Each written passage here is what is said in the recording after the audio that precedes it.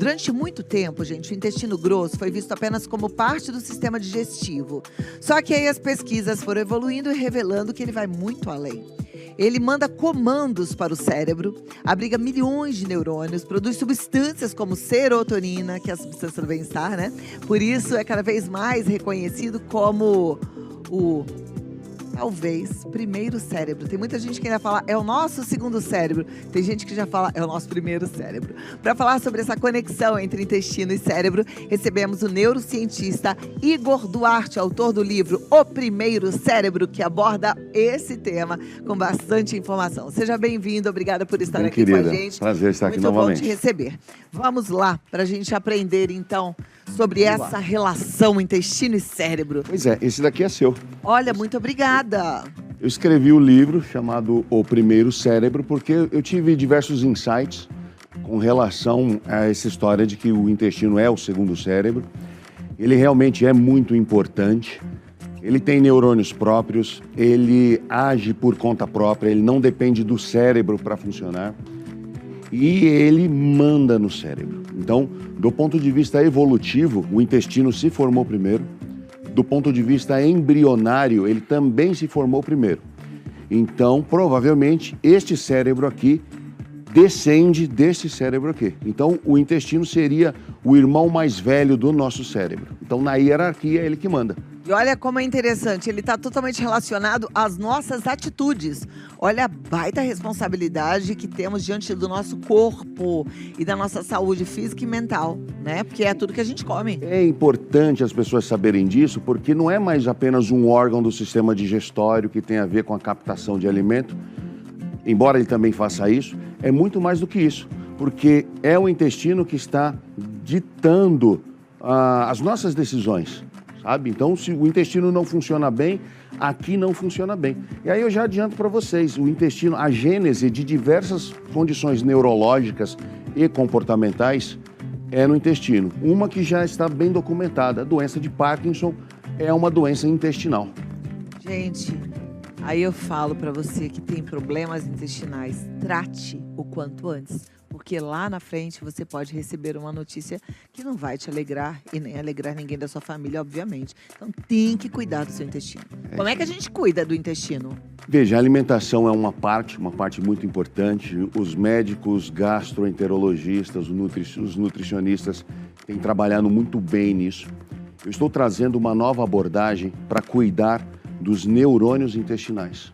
Então a medicina nunca olhou profundamente para os neurônios intestinais e eu trago, inclusive eu escrevo nesse livro, uma técnica para a gente reequilibrar a atividade elétrica dos enteroneurônios, fazendo com que esses neurônios produzam melhor serotonina, produzam melhor um neurotransmissor chamado GABA, que eles consigam melhorar a motilidade do intestino. Muitas pessoas sofrem de intestino preso por conta da atividade neuronal dos neurônios intestinais abaixo do esperado. Então a gente faz uma ativação desses enteroneurônios, o intestino tende a melhorar e melhora condições neurológicas também. Como é que a gente faz essa ativação? Através de eletroterapia e magnetoterapia. Os neurônios funcionam por eletricidade. Então você aplica correntes de baixa frequência, você consegue reequilibrar os disparos e a atividade dos neurônios. E existe estudo científico que comprova esse resultado? Essa técnica fui eu quem desenvolvi e nós estamos em fase de estudo agora, junto com a Universidade de Mogi das Cruzes. Olha que interessante, então a gente está diante de um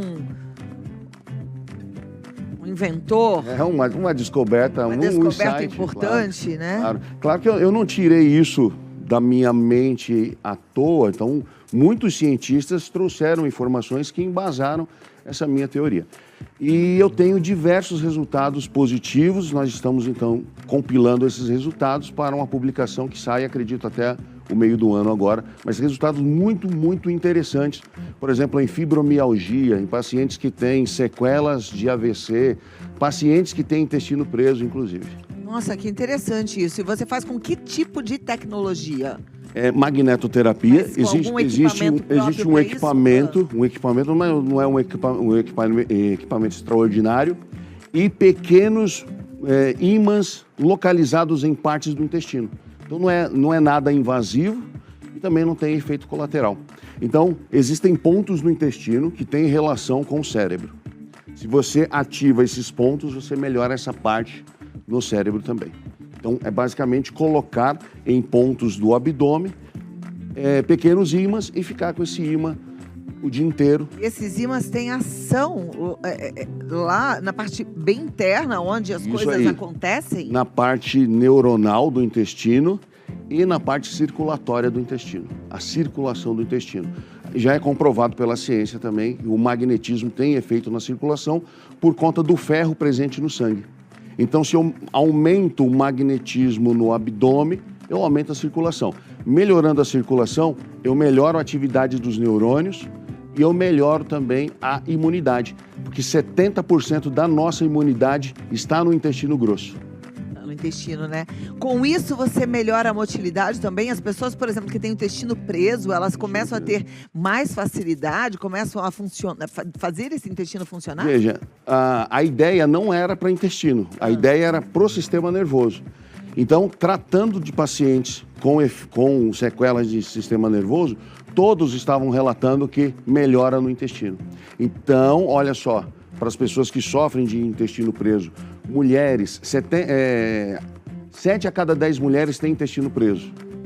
É uma questão de se avaliar bastante, né? Os tratamentos que existem hoje não estão surtindo efeito em todas as pacientes. Pode ser uma alternativa, não tem efeito colateral, de baixo custo e acessível a todos. Bom, estamos trazendo aqui uma novidade, né? Como ele mesmo falou, ainda não é um estudo totalmente conclusivo, mas está sendo feito e já com bastante sucesso. A gente volta já já para conversar mais. Ok. E também, ó, sabatina, que a turma vai perguntar, tá bom? Vamos lá. Você que tem a sua dúvida sobre o primeiro cérebro do Dr. Igor Duarte, capricha na pergunta, pode mandar lá no Vida Melhor Oficial, que eu volto aqui em alguns minutinhos pra gente continuar, tá? De volta a conversar com o Igor Duarte. Você com a sua pergunta, já já a gente coloca aqui na tela. Assim que puder, a produção já libera aí. A gente está tentando entender por que é que o intestino, que era considerado o segundo cérebro, está sendo considerado aqui pelo Dr. Igor Duarte como o primeiro cérebro. Primeiro cérebro. Tá vendo? E a gente já tem perguntas. A Yasmin dos Santos quer saber: a alimentação saudável influencia a nossa concentração? Claro que sim, porque vou falar da alimentação não saudável. Ela vai fazer com que o intestino produza uma série de toxinas e essas toxinas vão chegar no cérebro. Existe uma via de comunicação direta entre intestino e cérebro que não passa pelo sangue. Então, tudo que tem no intestino pode chegar no cérebro. Inclusive bactérias. Bactérias intestinais podem estar habitando o cérebro de pessoas saudáveis. Se no seu intestino tem bactérias ruins, essas bactérias terão acesso ao seu cérebro e isso pode atrapalhar o funcionamento. Próxima pergunta, boa tarde. Tenho uma filha adolescente que enfrenta crises de ansiedade e notei que ela também tem muitos problemas intestinais. Isso pode estar relacionado? Será que tratar o intestino ajudaria na saúde emocional dela também? Olha, provavelmente sim. A ansiedade é um fator multiprofissional, então envolve o acompanhamento de outros profissionais, mas eu garanto para vocês que associando o tratamento existente com o trabalho no intestino, vai potencializar o tratamento, com certeza. Não à toa a gente usa aquela expressão, né? Aquela pessoa é enfesada. Pois é. Né? Porque ela tá lá com o intestino com fezes e não tem a facilidade de eliminar, né? Isso, de alguma forma, deve estar inflamando o corpo atrapalhando. todo, atrapalhando e intoxicando. Isso influencia no humor. Claro. Então, o humor é algo do cérebro, que o intestino influencia. Tem um outro ditado que é muito falado aqui no Brasil, que é: cara feia, para mim, é fome. Significa que quando ele não tem o alimento para fazer o trabalho adequado, impacta no humor também. Ah, isso impacta. Eu, então, que sou gulosa, quando eu tô com fome, eu fico brava. Próxima pergunta, vamos lá para a tela. Obrigada. Yasmin dos Santos. Fui diagnosticada com síndrome do intestino irritável e sempre achei que fosse só um problema digestivo, mas li que isso pode afetar até a memória e o sono, é verdade? É verdade, porque tudo que está relacionado ao intestino tem uma influência no cérebro.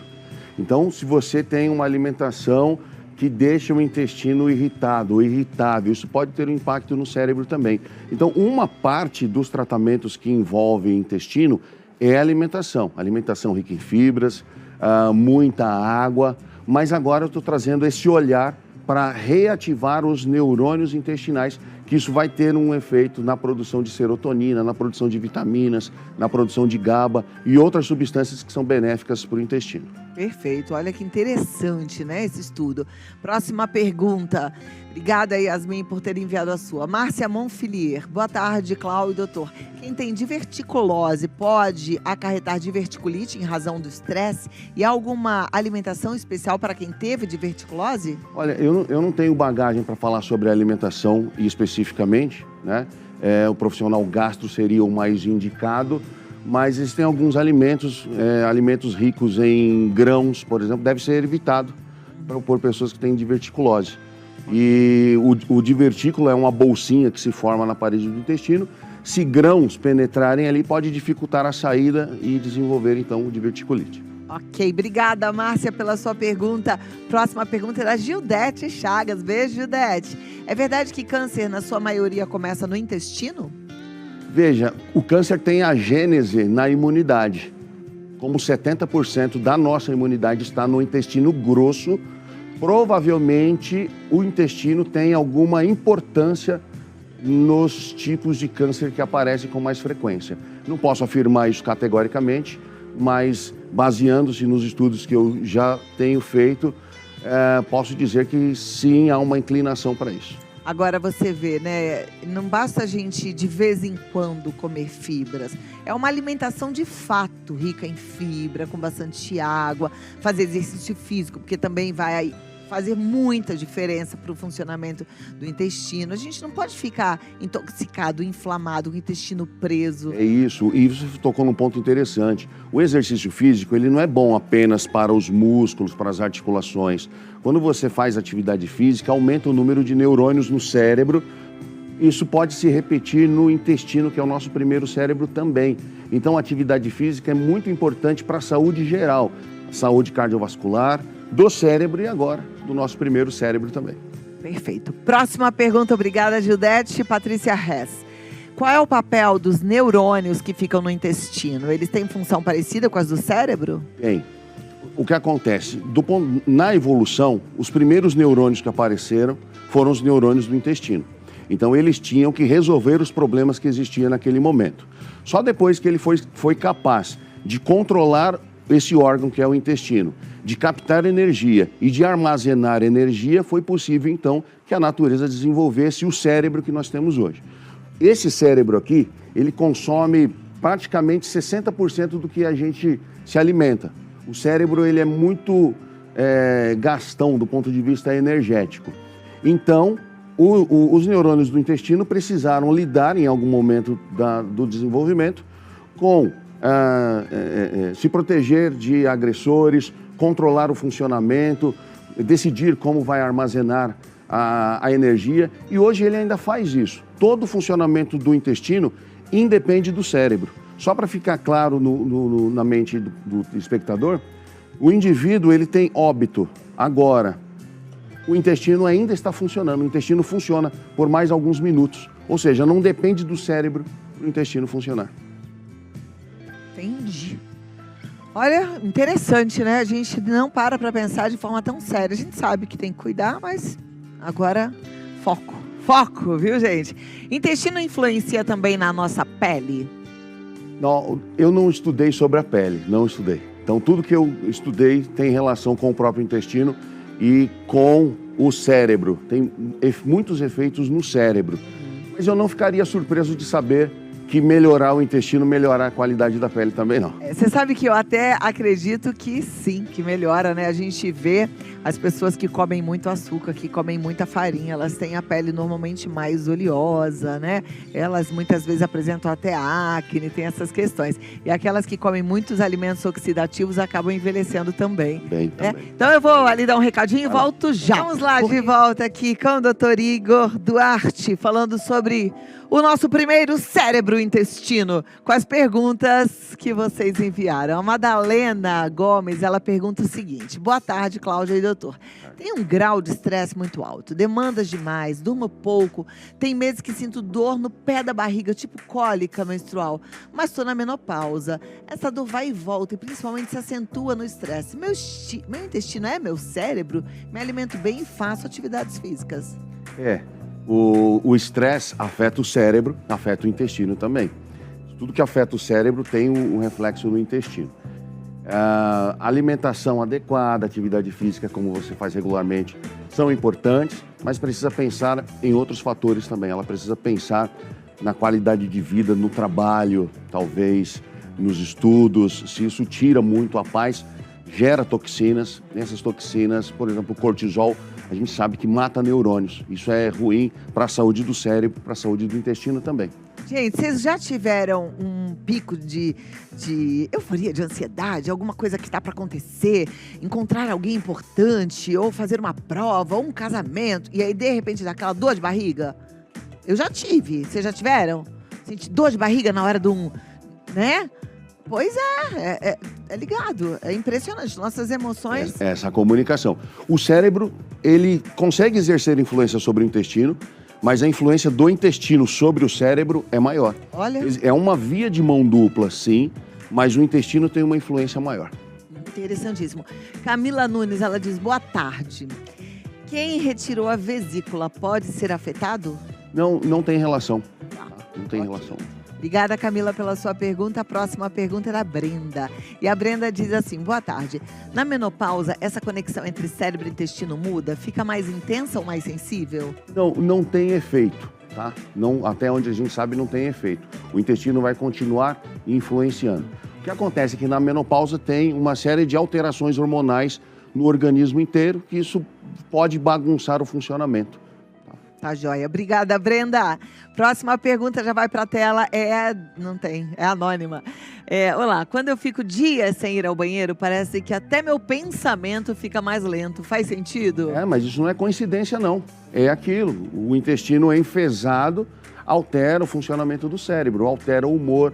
Isso tem impacto nos seus relacionamentos, tem impacto no seu desenvolvimento profissional, desenvolvimento acadêmico. Tudo está relacionado ali. Obrigada pela pergunta. Vamos lá para a próxima pergunta. Gabriel Mendes, existe algum tratamento neuronal para a doença de Crohn? A doença de Crohn é uma doença autoimune do intestino. Todas as doenças autoimunes, todas, têm gênese no intestino. Por quê? A imunidade vem do intestino. De 70% a 80% da nossa imunidade está no intestino. Se o seu intestino não funciona bem, as células de imunidade, elas não são bem preparadas para cuidar do organismo. Então, elas podem confundir células boas com células más. E ela vai atacar essas células. Essa é a ideia da doença autoimune. Ok, obrigada, Gabriel, pela sua pergunta. A próxima pergunta é da Vânia. Os probióticos e pré-bióticos podem influenciar na saúde mental? Pode sim. Então, a alimentação probiótica, ela vai melhorar a qualidade das bactérias que nós temos no intestino. Nós temos cerca de 100 trilhões de bactérias no intestino e essas bactérias ajudam a moldar o funcionamento do cérebro também, porque parte da química produzida vem dessas bactérias. E existem 3 tipos de bactérias: as probióticas, as comensais e as patógenas. Se você estiver cultivando mais bactérias patógenas, isso vai aumentar a produção de substâncias tóxicas que vão interferir o organismo como um todo, inclusive no funcionamento do cérebro, que tem impacto direto na saúde mental. A gente tem que beneficiar as bactérias As bactérias boas. Então, a ideia desse tratamento que eu proponho é você melhorar o sistema nervoso, melhorar a circulação do intestino, para melhorar as células de imunidade, que são elas que vão controlar quais bactérias devem prevalecer e quais devem ser eliminadas. Perfeito. A Rosângela diz assim, nossa, muito boa essa pauta. Que bom que você está gostando, Rosângela. Ela diz, eu sempre tive problema com o intestino preso. Piorou com a menopausa, tenho 52 anos. Estou bebendo muita água. Minha alimentação também tem sido melhor observada. Porém, não frequento academia. Com essa fala do Dr. Igor, posso ter esperança de mudar essa situação? Ops, fiquei chocada com a informação do Alzheimer por conta do primeiro cérebro ou intestino. Abraço. Você falou de Parkinson, mas também tem uma relação com Alzheimer? Existem vários estudos. Veja, o Alzheimer é uma doença que nós não sabemos exatamente de onde ele vem. Então, existem estudos apontando para diversos caminhos. Já existem estudos dizendo que tem relação com o intestino, sim. A gente vai descobrindo, né? Eu falo, a medicina não é encantadora? Porque é o tempo inteiro em evolução. Por isso é que eu gosto sempre de falar para vocês, assim, médico, gente, não, um médico bom não pode ter tempo de ficar o dia inteiro nas redes sociais. Desconfie. Porque se a pessoa fica o dia inteiro nas redes sociais, ela não está estudando, ou não está atendendo consultório, ou não está cuidando dela, ou não está cuidando da família. Tem que pensar nisso, né? Médico bom, ele pode até estar presente. Hoje em dia a rede social é necessária, mas não é o tempo todo, não. Cuidado, porque tem o bom comunicador que é bom médico, tem o bom comunicador que é bom marqueteiro e tem aquele bom comunicador, bom marqueteiro que não é um bom profissional. Fique atento, porque com a nossa saúde a gente não pode brincar. Concorda? É verdade. A Luciana diz assim, qual seria a dieta certa para o intestino saudável? É a alimentação hidratada, folhas ou alimentação rica em fibras e evitar ao máximo açúcar, carboidrato e alimentação hipercalórica. Aproveitando que a gente falou ainda há pouco de Alzheimer, a gente tem uma pauta hoje com um neurologista que estuda muito, que é fera, que eu até desconfio que ele seja um desses gênios da nossa geração. E ele vai falar sobre memória. E ele até lança assim uma pergunta: será que toda falta de memória é Alzheimer? Então, não perca, porque é um bate-papo importantíssimo e muito sério, tá? A Denise diz assim, faço atividade física, me alimento saudável, mesmo assim sofro de constipação. O que mais posso fazer para melhorar os neurônios do intestino? Veja, precisa aplicar descargas elétricas específicas para reativar os neurônios que estão funcionando abaixo do normal. Precisa aplicar magnetismo em áreas específicas para melhorar a circulação do intestino. Isso, você tem visto o resultado depois de quanto tempo? Constipação, 15 dias. É mesmo? Olha que interessante.